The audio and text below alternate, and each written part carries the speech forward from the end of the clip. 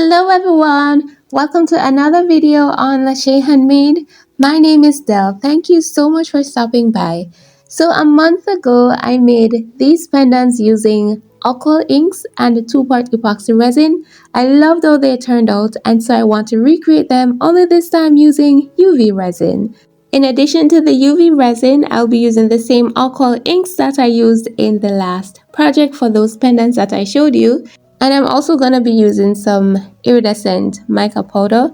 I'm also going to use this opportunity to test out 3 different methods of backing these pendants, and you're going to see how that turns out. I usually I don't do as much UV resin projects because of the kind of trickiness when it comes down to backing the UV resin. So I'm going to test it out to see if I can find a method that I really like. And finally, I'm going to be adding my DIY crushed glass to one of the pieces to see how the crushed glass look in UV resin, because it looks really nice in 2-part epoxy resin. So I'm just adding the UV resin to a few of the cavities. I decided to do 8 in all, and I'm starting off with just the clear UV resin, and there's the crushed glass I'm going in now. I'm just adding that to one of the piece. It took me a little to decide which piece I want to add it to, but yeah, I added it to one piece, and then I'm just popping the bubbles with some 99% alcohol.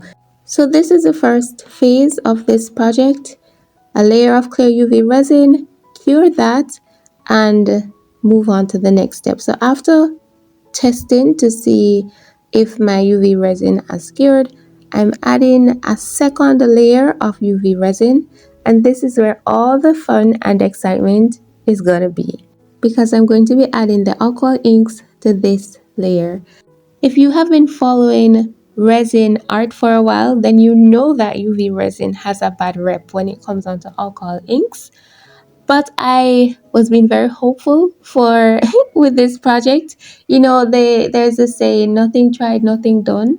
And I wanted to get my own experience working with UV resin and alcohol inks before I draw the conclusion that I shouldn't do it.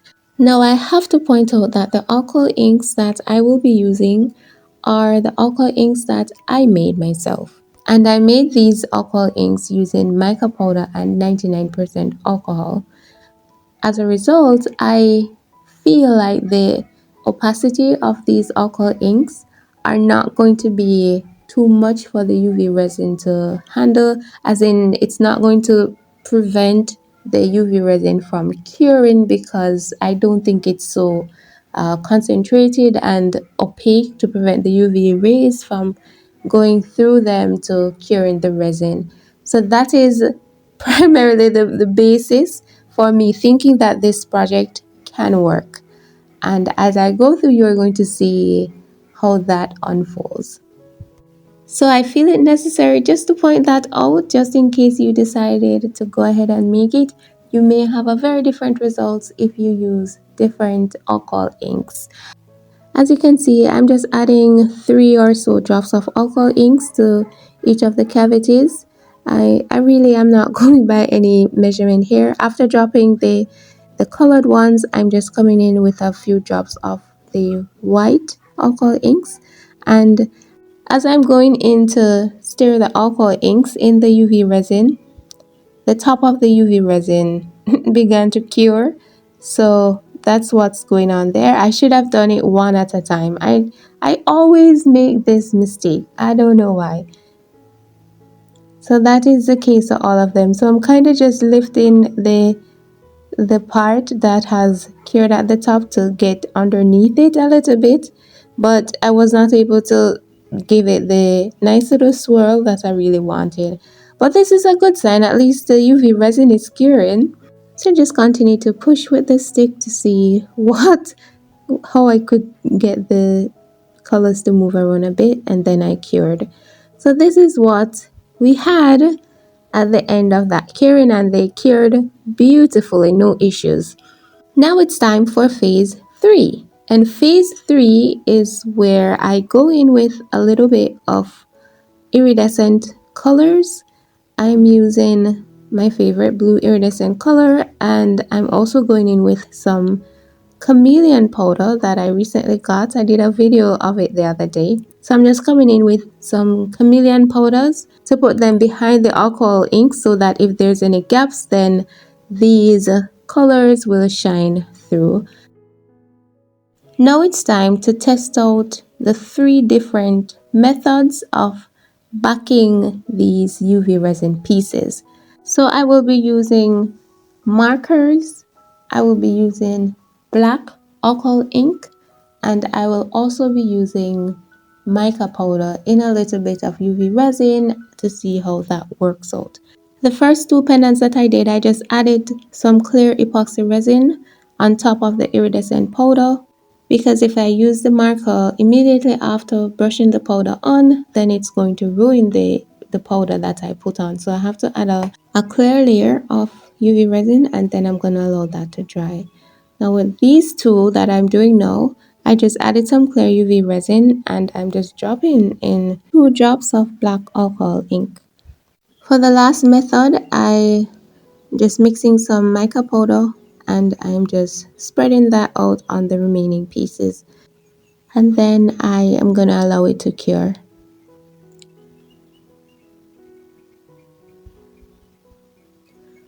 Alright, so this is after everything has cured. Those 2 that I just tested, those are the ones that I will be putting the marker on, and I am using that black marker. It's the only black marker that I could find right now, and it's dry erase. It's not permanent, so I decided to go in with a blue, a Sharpie marker that's blue and permanent, just to see if I will like how that one look, because I just feel like the dry erase one is not the richest quality. So I really wanted to see how it will look with permanent marker, and the blue color is the only color that I had. Now for the ones that I did with the alcohol inks, that didn't cure, as you can see. Now for the mica powder, I added a second layer of mica powder because I just spread up a thin layer first, because I did not want it to make it too opaque and the UV lights could not penetrate the UV resin. Yeah, so that's what this method is. If I decide to go with the mica powder in UV resin, I will have to do the 2 layers each time.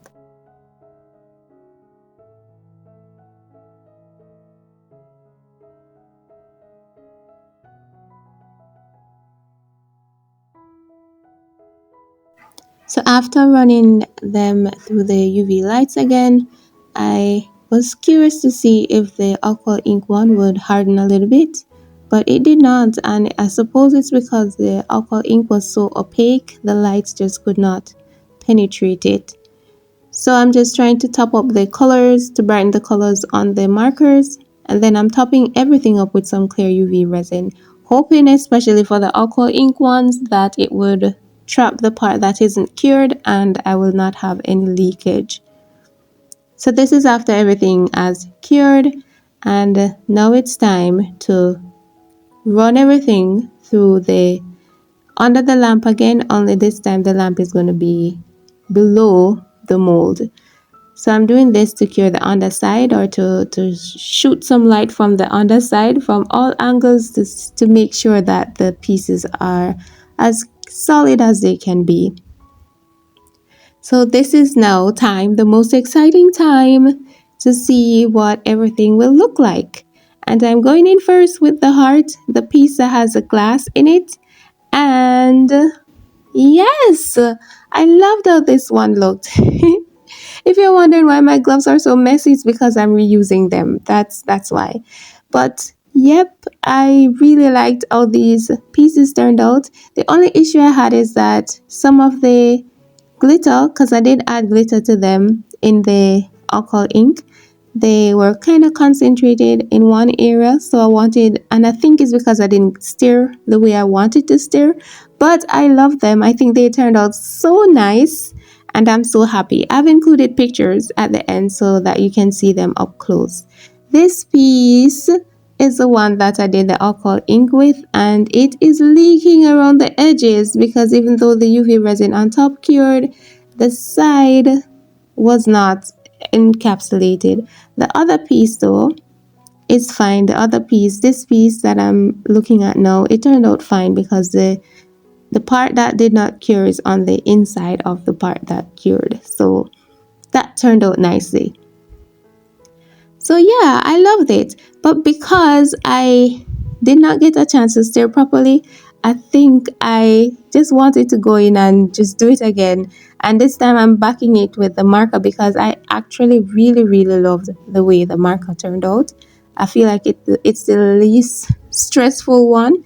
So I'm going in and I just did that real quick. I'm curing it and look what happened. My lamp stopped working. So this piece is officially the last piece that my lamp cured. My lamp just stopped working on me. It gave out. I don't know if it's because I turned it upside down or what. But yeah, that's it. I bought that lamp on Amazon. And I've had it for over a year, even though I haven't used it often because I haven't made many pieces with UV resin.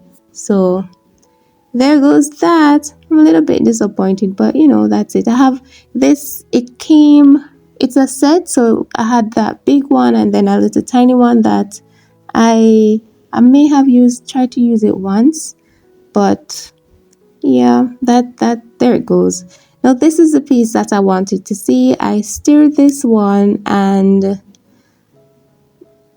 so even though the glitter were dispersed, I actually really prefer the others. The others looked nice, or the blends and the colors. Although I did, to be fair, I used brighter colors in the other pieces, but I prefer the other pieces, the pieces that I didn't get to stir the way I wanted to stir.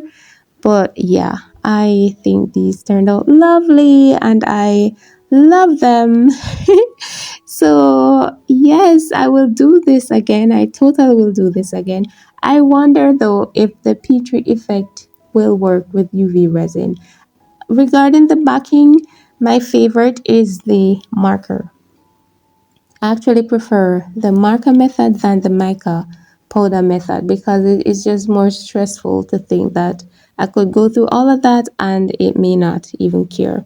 But anyways, that's it for this one, guys. Thank you so much for watching and I hope you have a lovely day. And also please subscribe if if you